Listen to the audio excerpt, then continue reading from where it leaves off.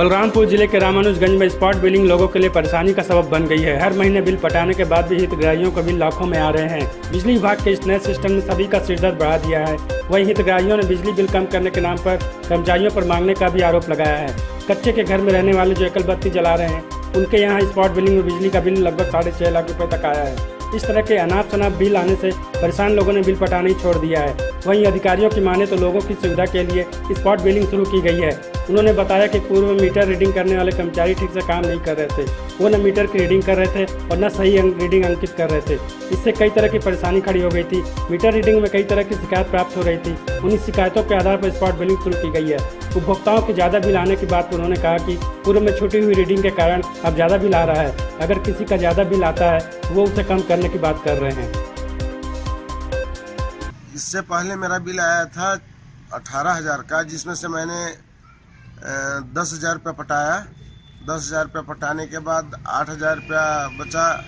फिर जायसवाल जी आए और बाहर में बंद पड़ा हुआ 3-4 फ्रिज रखा हुआ था, वो सब देख के अपना बना के क्या बना के लेके गए। मेरे को कुछ बताए भी नहीं। उसके बाद बोले कि रात में घर में आके मिल लेना। रात में घर में गए तो 50,000 रुपये का डिमांड किए कि 50,000 रुपये दोगे तुम्हारा बिल पूरा माफ़ कर दूँ। और उसके बाद सीधा मेरा 6.5 लाख रुपए का बिल आता है। और जो मीटर है वो मेरी दादी के नाम से है, जो कि इस दुनिया में नहीं है, और ना उनकी कोई संपत्ति है।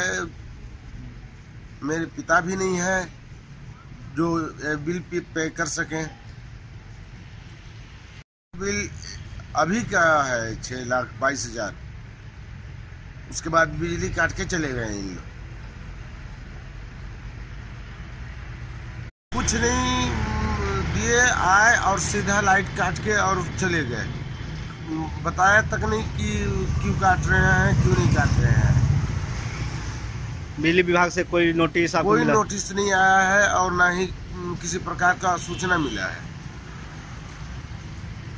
मेरा नाम पवन कुमार रवि है। मैं वार्ड नंबर 4 का निवासी हूँ, खोपम हुआ जेल रोड।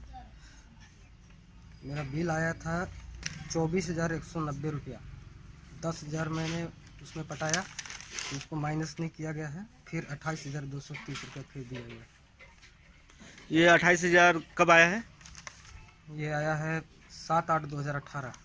ऐसा नहीं है। बिल स्पॉट बिलिंग जो प्रारंभ की गई है अपने जिले में, वो उपभोक्ताओं को सुविधा देने के उद्देश्य से ही जो की गई थी।